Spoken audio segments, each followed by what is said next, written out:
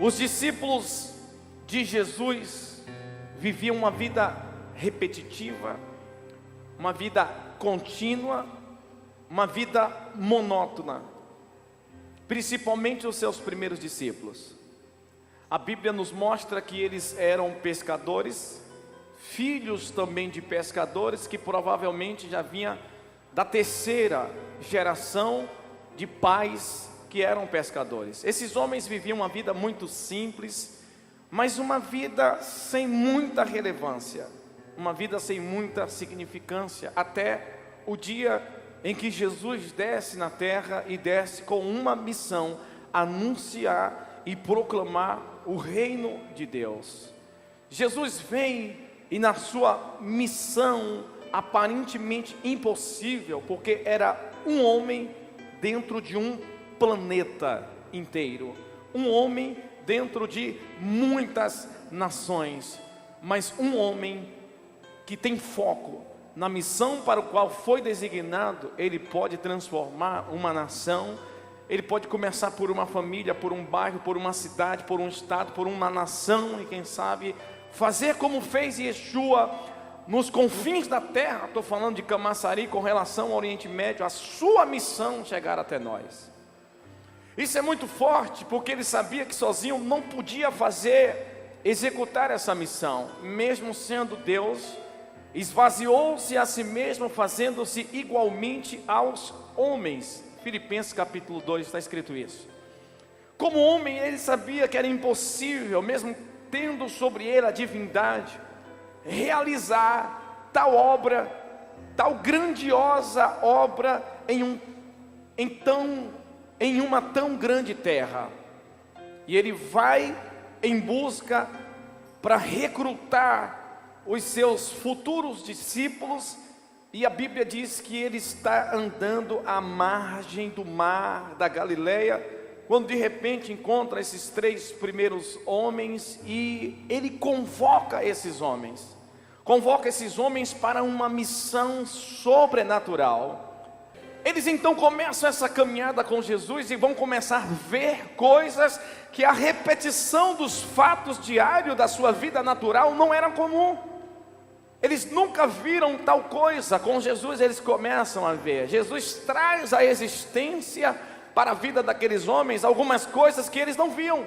Por exemplo, aqueles homens começam a ver o impossível acontecer. Eles começam a ver que o paralítico, sendo paralítico, se Deus quiser, se cruzar o caminho com Jesus e Jesus disser uma palavra, imediatamente ele pode levantar e andar. Aqueles homens ficam perplexos diante do que está acontecendo, porque de repente cegos cruzam o caminho de Jesus, e Jesus usa até algumas coisas que a gente fica estranhando, porque ele poderia dizer uma palavra, e Jesus pega barro e bota na mão, faz lodo, cospe, passa no olho e cura um cego. Jesus vai vendo, transformando todo mundo que vai cruzando o caminho deles, e aqueles homens ficam assim, totalmente perplexos e atônitos com o que está acontecendo, ao ponto de ver prostitutas sendo transformadas, endemoniados. Uma vez eles entraram num lugar chamado Gadara, e vê um homem que não tinha mais jeito para a sociedade, um homem que não tinha mais jeito para o casamento, não tinha mais jeito para a família, mas cruzou o caminho de Jesus, e Jesus libertou aquele homem, e mandou ele para casa, e restituiu o casamento, e restituiu a família, e ainda fez daquele homem um missionário em sua terra.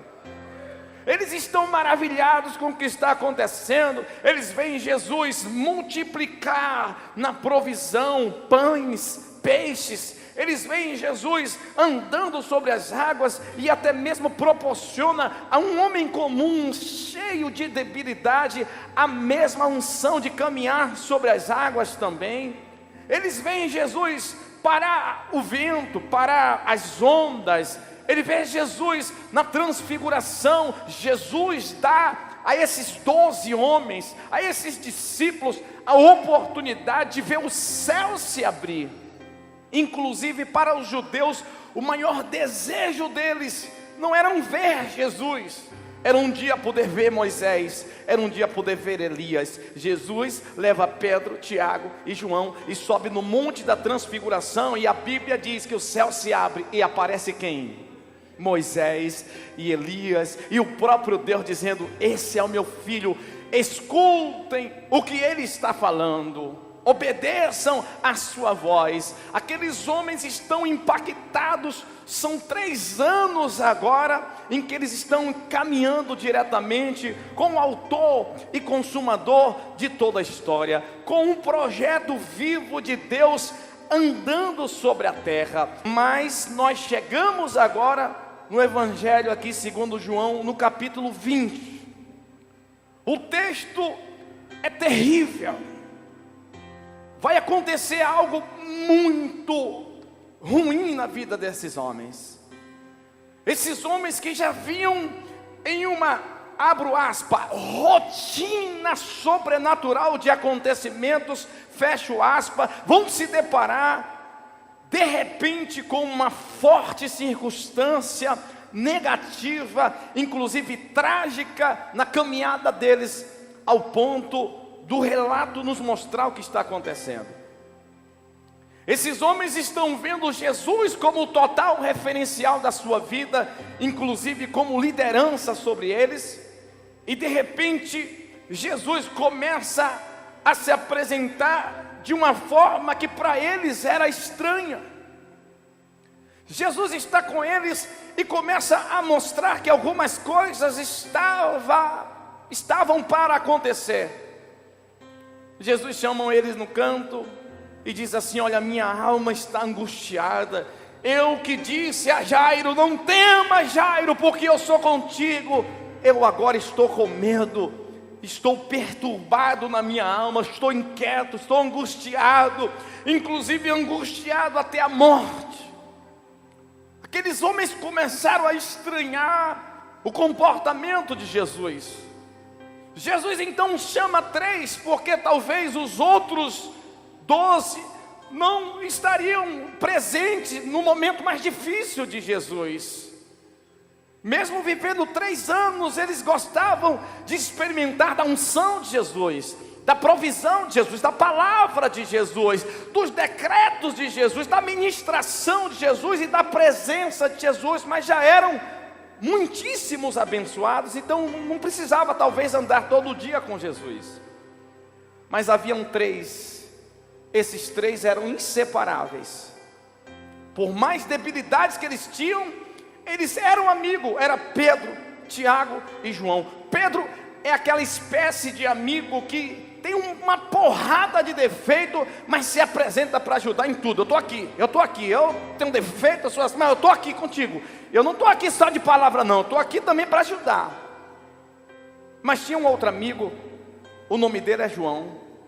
O João foi aquele que na ceia com Jesus, quando Jesus disse: olha, um de vocês vai me trair, ainda essa noite.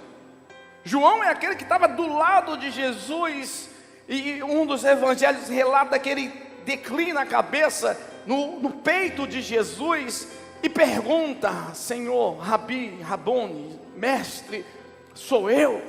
Ou quem é? E Jesus disse: não, mas aquele que mete a mão no meu prato, inclusive come comigo na mesa. João é aquela espécie de amigo que se apresenta e, sem a gente dizer nada, ele consegue entender o que a gente quer dizer. Você está entendendo o que eu estou falando? Agora, e Tiago? Tiago era o amigo que não tinha palavra, não tinha muita expressão, mas era presente. Onde Jesus ia, Tiago estava lá. O texto não diz que Tiago fez nada, falou nada, mas aonde Jesus ia, ele estava lá. Era aquele amigo que dizia assim: olha, eu não sei falar nada, eu não sei isso aqui, mas eu estou aqui, eu não te deixo. Todo mundo pode, mas eu não te deixo. Jesus sabia que sozinho ele seria uma presa fácil, um alvo fácil. Ele então deixa os 3 amigos perto e vai orar. E na oração que ele está lá, quando Jesus está lá, nesse lugar, dizendo que está com medo, afastado cerca de um tiro de pedra, orando as mesmas palavras. Só Mateus registra isso. As 3 orações de Jesus. Jesus dizia: Pai, se possível, me livra dessa aflição, tira de mim esse medo, esse problema, essa angústia, essa perturbação, esse gosto de morte, essa depressão, tira de mim, Senhor. E ele levanta, o céu não tem resposta. Eu imagino os 3 amigos começando a se decepcionar, dizendo: poxa, sempre que ele orava, o Pai respondia.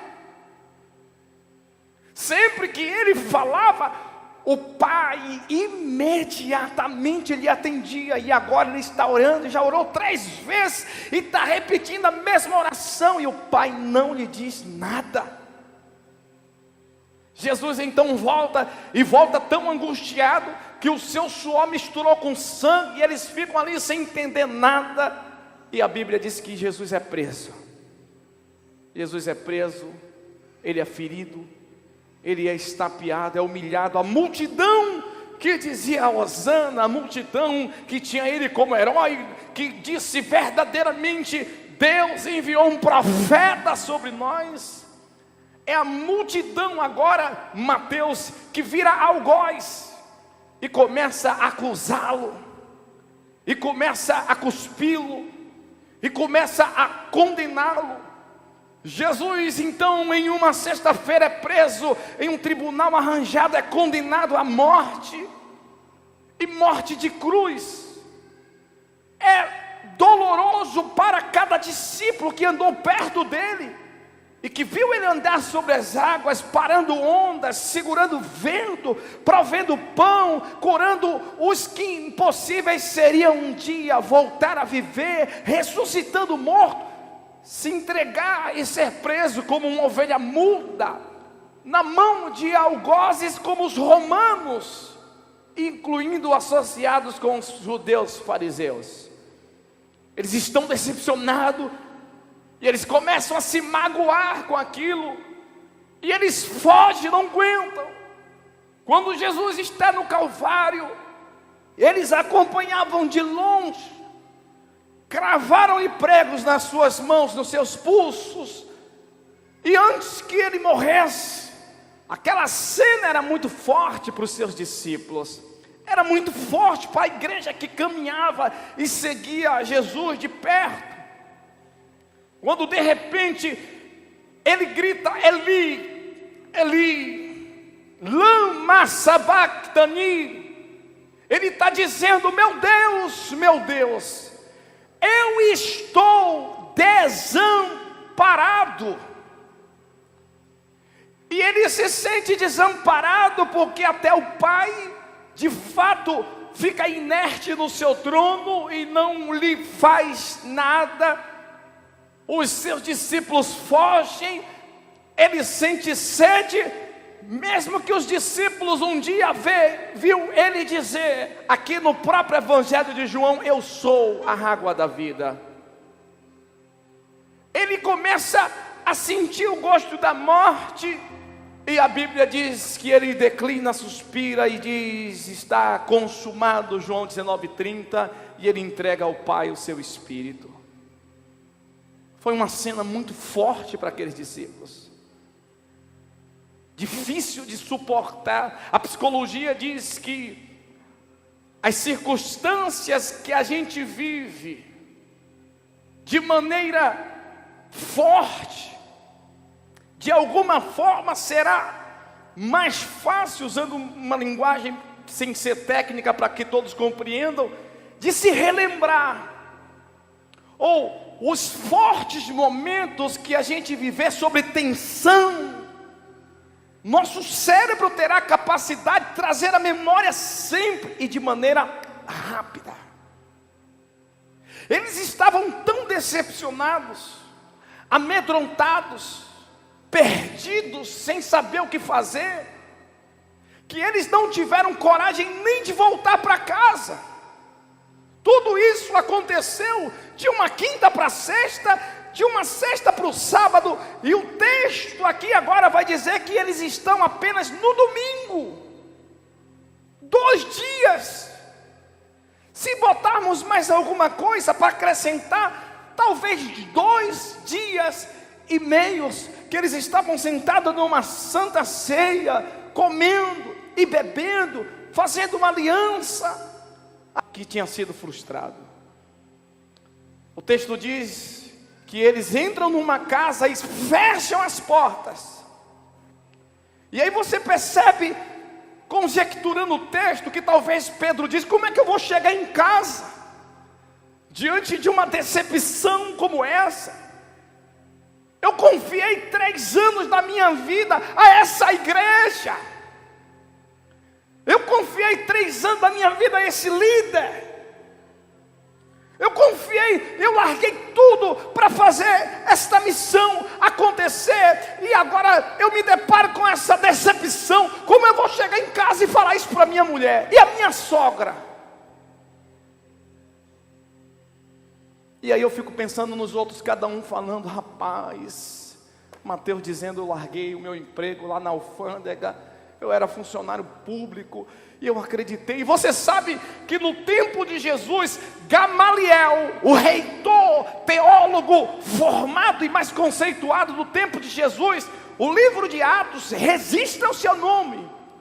E ele diz que era comum naquela época haver grupos desordeiros, rebeldes, que se levantavam, inclusive no meio deles tendo um líder dizendo: eu sou o Messias.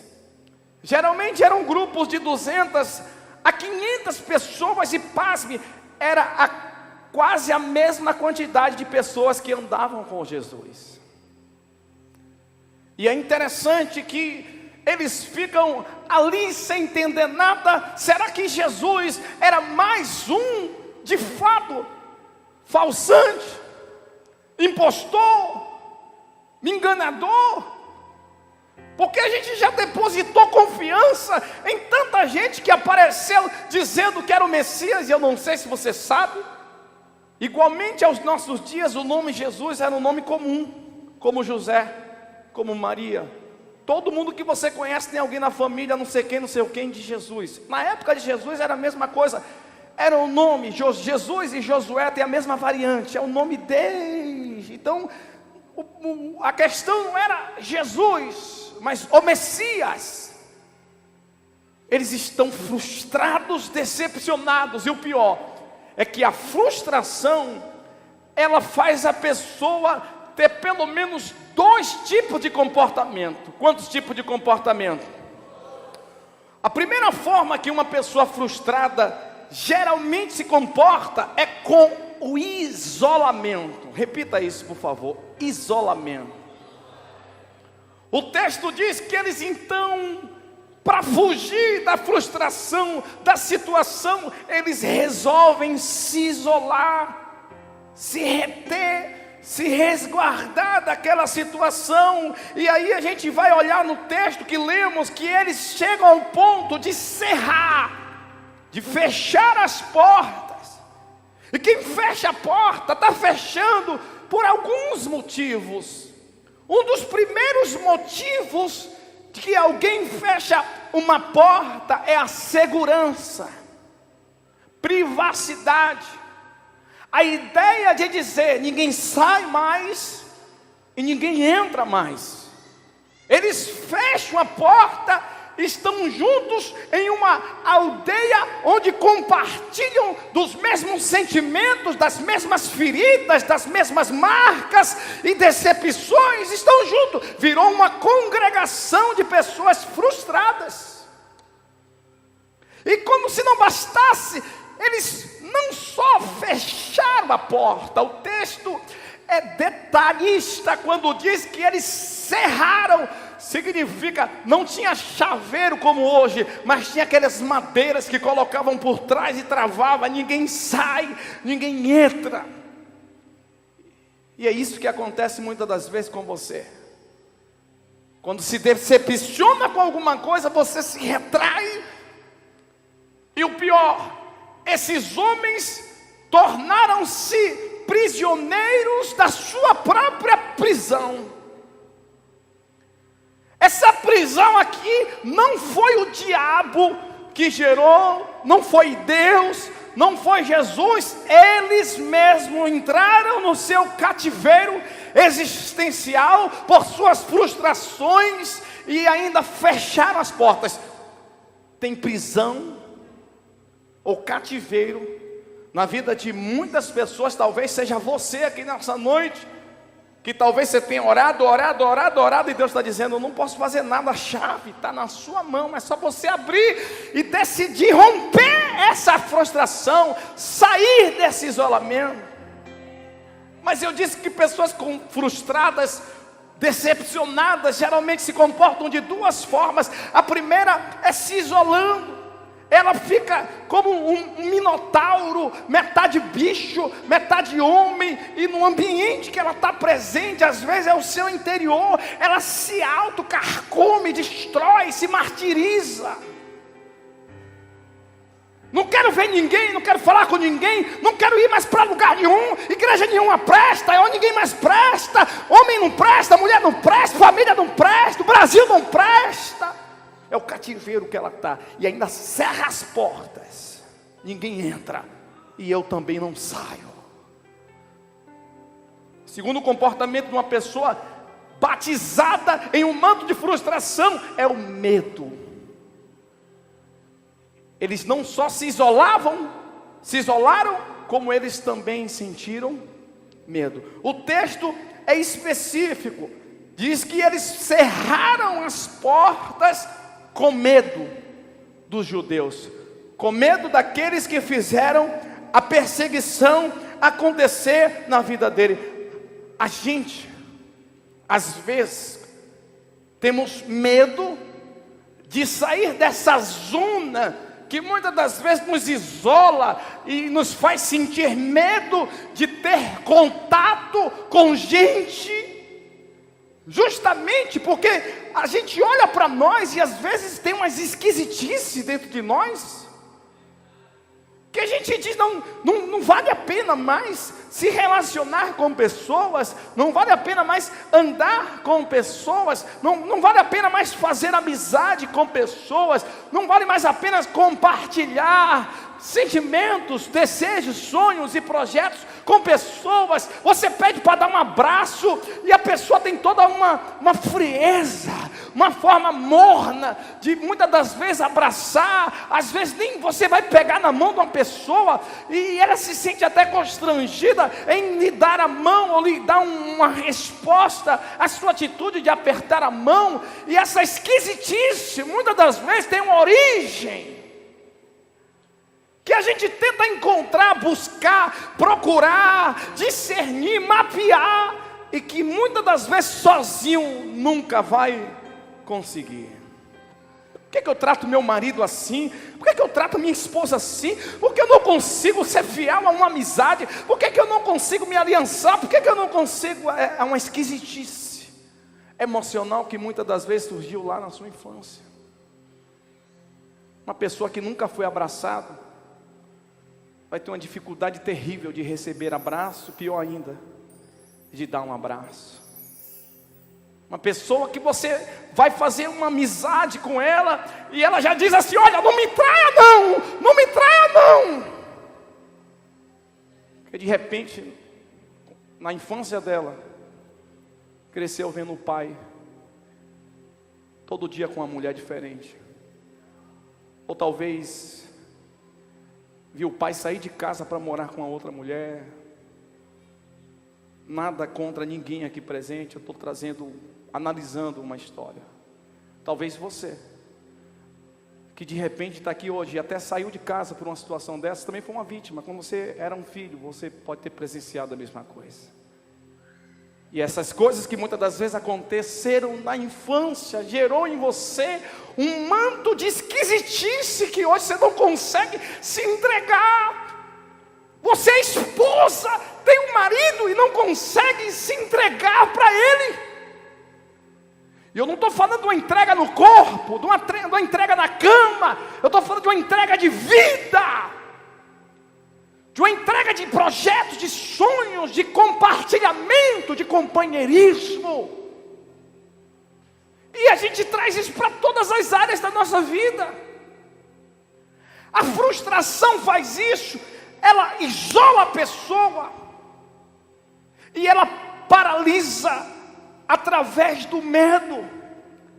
Assim estão esses discípulos trancados, cerrando as portas, não queriam sair, não havia prazo para sair daquela situação. Para eles, aquela cidade refúgio era o melhor lugar do que ter contato com gente do lado de fora, dado as decepções e frustrações que viveram na sua vida. Se eu já sofri isso, por que eu vou abrir a porta e sair e ter contato de novo e de repente trazer à tona uma possibilidade de me decepcionar e frustrar de novo? Tem gente que é assim. Não me julgue, mas se tinha uma estrofe da sua canção que cabe para nós nessa noite, é aquela que ele dizia: tente outra vez. Não preciso fazer menção do nome do autor, mas ninguém tenta outra vez, muitas das vezes, porque está isolado e com medo retido na sua frustração e decepção. E aí, talvez essa seria a oportunidade para eu pregar a mensagem. É nesse contexto de frustração, de decepção, de angústia, de medo, de isolamento, de cativeiro, de prisão, que Jesus entra para salvar esses homens, como Ele entrou aqui nessa noite para salvar você. Você já se decepcionou com A, com B, com C, com D, com E? Você já se decepcionou com igreja, já se decepcionou com padre, com pastor, com missionário, com profeta, com profetisa. Você já se decepcionou até com o diabo. Quando você estiver vivo, ainda que você feche as portas, você, e entrará no teu encontro para te dizer: eu estou aqui. E se você se permitir, eu vou sarar as suas frustrações. Só para você se alegrar com o que vai acontecer agora, dê um aplauso para o Senhor. Diga para 3 pessoas: hoje Deus vai sarar você. Quem acredita nisso? Com base nesse texto, eu digo que Deus hoje vai sarar a tua frustração. Tem alguém que crê nessa palavra? Diga amém. E dê um grito de libertação nessa noite, meu irmão. Faz assim, ó, ponta para cima, diga: Deus vai curar. Faz assim, ó, pro teu irmão, a sua frustração.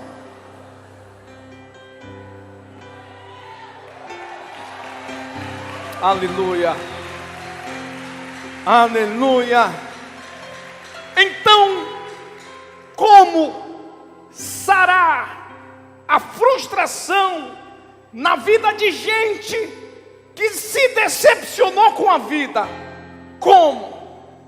Com base nesse texto, a primeira coisa que nós aprendemos, que pode de fato consolidar a cura e sarar-nos das frustrações, é ver que Jesus, no isolamento, no cativeiro, na decepção, na frustração, a porta fechada, Jesus não abre a porta, Ele atravessa a porta e aparece no meio deles. Levanta a mão direita para eu te dizer que eu estou com o corpo arrepiado, sentindo que Jesus desceu na cara para sarar a crente nessa noite, meu irmão. Pegue na mão de uma pessoa, balance ela assim e diga: Deus hoje vai sarar a tua frustração. Você não é alguém esquecido do meu projeto, você é alguém incessante, integrado, inserido dentro do meu sonho. Os homens podem ter aberto mão de você, eu não. Para mim, o importante não é como as coisas acontecem e começam, mas como elas terminam. Eles estão frustrados, Jesus aparece no meio deles e diz: Pai, vocês estão isolados, com medo, frustrados. paz seja convosco. Eu gosto de líder que diante da crise, do opróbrio, da vergonha, da guerra, não entrega os ponteiros, pelo contrário, ele se apresenta e diz: calma, nem tudo está perdido. Levanta a cabeça, abre o coração, sai dessa zona de isolamento, rompe o medo, porque eu estou no meio de vocês para sarar a frustração e trazer vocês de volta para o propósito de uma vida livre, íntegra e extraordinária na minha presença. É o que Jesus está dizendo para a igreja nessa noite. Então eles param e ficam sem entender nada. Jesus então chega com a sua presença, como sarar frustração na vida de gente que na vida se decepcionou com a presença de Jesus. Não adianta uma boa palavra, não adianta apenas um bom conselho. Aliás, pessoas frustradas eu já conheço por essa resposta: se conselho fosse bom, a gente vendia, não dava. Por trás de toda resposta tem uma alma que se denuncia para quem tem a leitura e conhece, que a boca fala do que o coração está cheio. Então Jesus chega e diz: calma, tenham paz. A minha presença, primeiro, lança fora todo o medo. A minha presença faz romper cadeias e cativeiros. A minha presença lhe transporta de uma aldeia de refúgio e é capaz de te levar para um monte de uma transfiguração para o novo tempo. Fazer você não se reconhecer mais, porque talvez a sua frustração tenha sido: poxa, eu só sou reconhecido com alguém que todo tempo disseram que eu não era nada, não era ninguém, não valia nada. Sempre realmente eu cometi um bocado de erro e falha, mas também ampliaram muita coisa. Deus é capaz de transfigurar você, ao ponto das pessoas olhar e dizer: não, não é mais ele, é a presença de Jesus no meio dele. Eu me lembro que o Banco Bradesco teve um tempo que colocou uma campanha, um slogan: Bradesco é completo. Aí um tempo mudou e botou assim: Bradesco, presença sempre, ou presente em todos os lugares. Mas tem lugar que o Bradesco ainda não foi. Agora, existe alguém que é capaz de entrar num vale, receber ossos secos e dizer: até do vale eu sou Emanuel. Existe alguém que é capaz de ir no monte da transfiguração, mas ao mesmo tempo descer no vale da sombra da morte, dizer: eu não te perco para o diabo, eu não te perco para o mundo, eu tenho um projeto na tua vida, e antes que a morte lhe trague, eu vim para que você tenha vida e a tenha em abundância. Pegue na mão de 3 pessoas e diga: a presença dele te sara. Ele é o Senhor que te sara. Ele é Yahvé Rafá. O Senhor está te sarando hoje da ferida emocional vivida numa decepção do passado. Seja curado nesta noite. Espírito Santo, cura almas aqui nessa noite. Quem crê, reaja.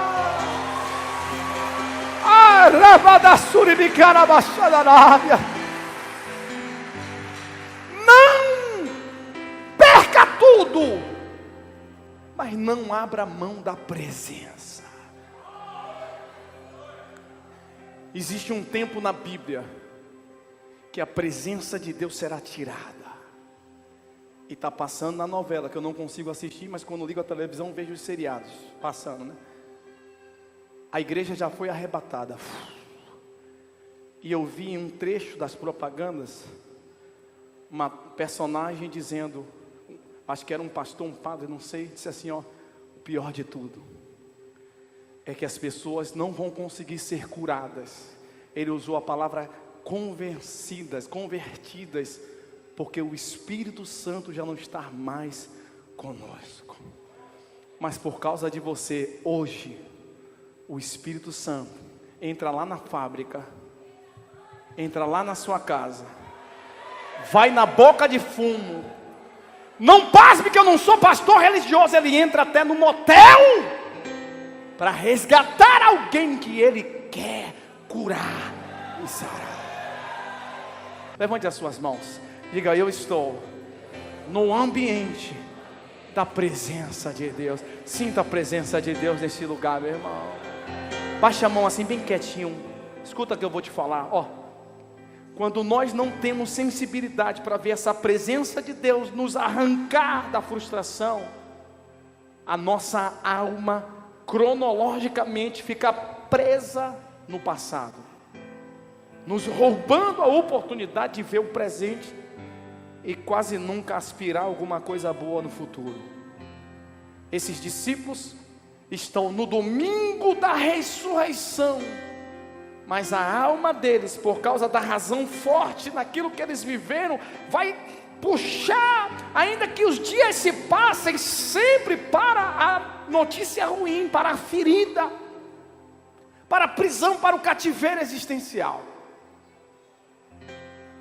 A alma cronologicamente deles estava na sexta-feira da crucificação, sendo que eles já estavam no domingo do milagre, no domingo da vida, no domingo que a vida tragou a morte, no domingo da promessa. Mas eles estavam no domingo, mas a alma escravizada na sexta-feira da crucificação. É como que alguém que Deus já colocou alguém para você, Deus já te colocou você num lugar, Deus já está no domingo da ressurreição, no ambiente do milagre, e você não consegue abandonar a frustração da sexta-feira da crucificação. Diga para o teu irmão: abandone a crucificação. Se abrace com a ressurreição, meu irmão. Você quer um motivo para não usar o crucifixo com o cadáver de Jesus? Eu não quero estar preso quando ele estava preso na cruz. Quero me prender com a cruz vazia, que me mostra que ele venceu a sexta-feira, rompeu com o sábado, e no domingo de manhã a cruz estava vazia. E hoje vive para a glória e pelos séculos dos séculos. Como vencer a frustração com a presença de Deus?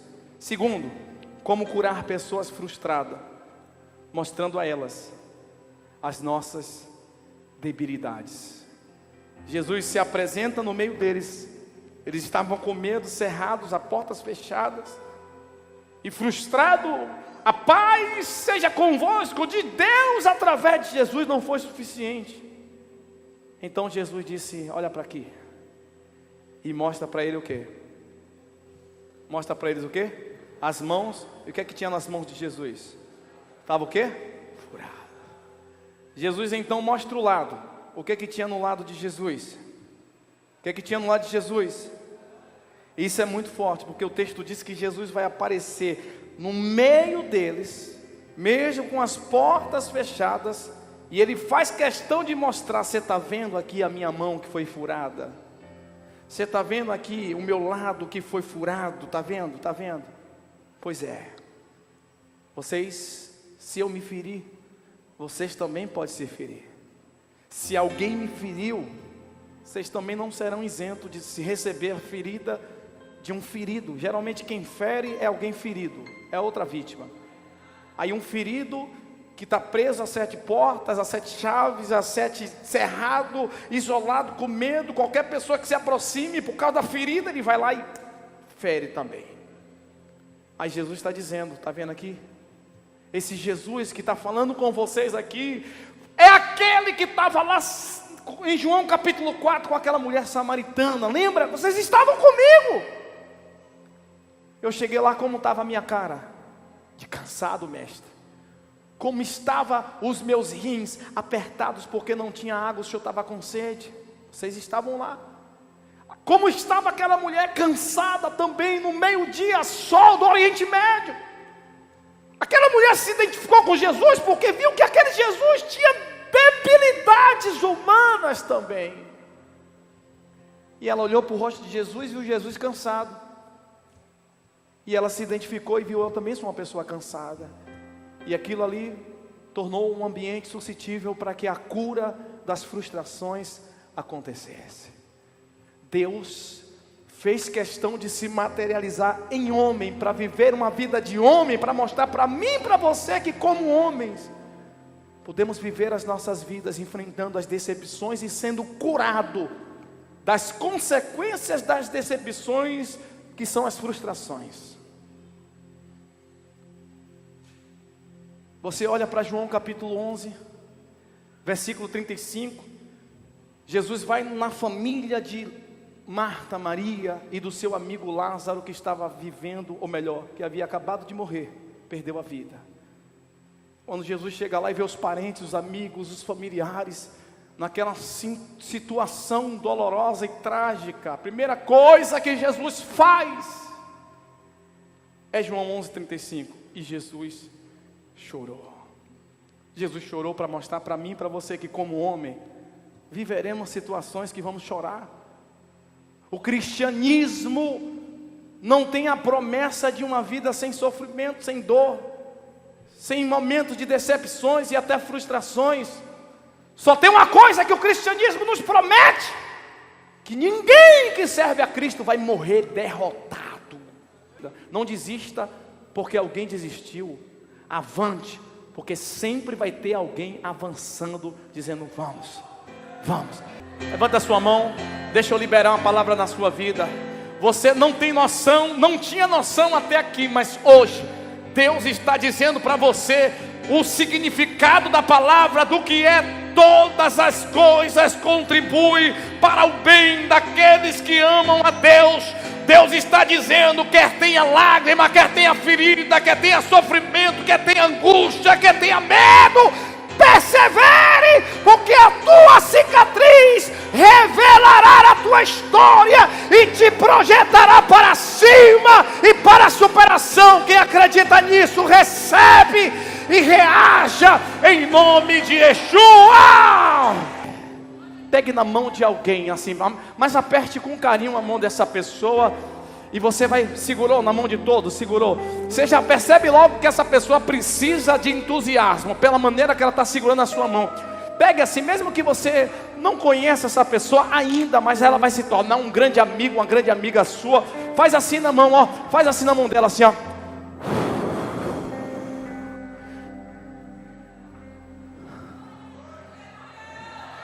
Deus está soprando sobre as suas frustrações o seu vento, gerando dentro de você, hein? Balance a mão da pessoa, vamos ver se está recebendo. Hein? Hein? Deus está soprando dentro de você. Hein? Deus está soprando dentro de você.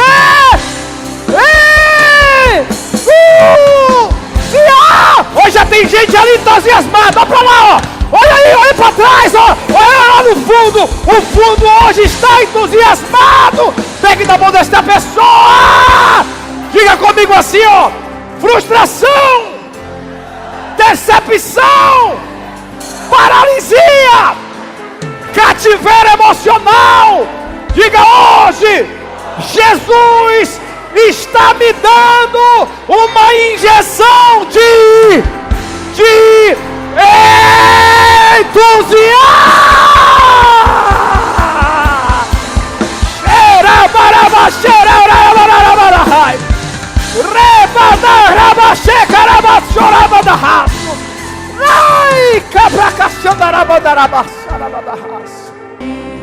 Mestre, eu preciso de um milagre, vai.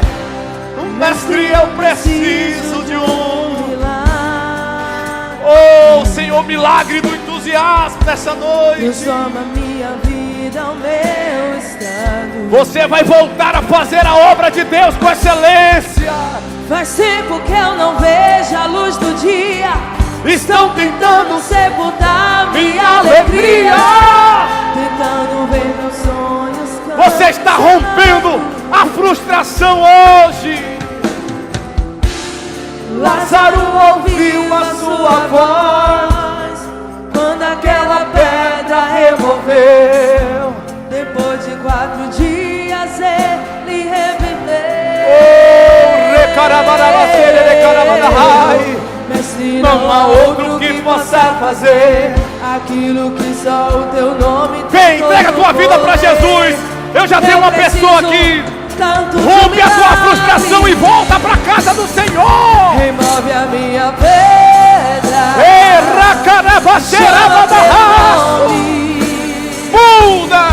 Muda a minha história. Ressuscita os meus sonhos. Transforma. Transforma a minha vida. E Ele vai transformar hoje a tua Me história. faz um milagre.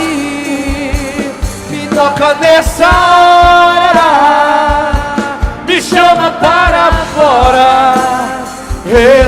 Ressuscita-me. Tu és a própria vida. Levanta. Tu és a própria vida. a força. A força. O entusiasmo vem da presença de Deus. Tu és o Filho de Deus. Já tem mais outra pessoa aqui, ó. Vem, vem, vem, vem. Senhor, Senhor, tudo em mim. Joga a mão pra cima. Me chama, Ele está te chamando. Ele está te chamando. Uma história de poder. Joga o tom, mestre, eu preciso de um milagre. Vai lá. Deus, nessa noite, marcou um encontro contigo.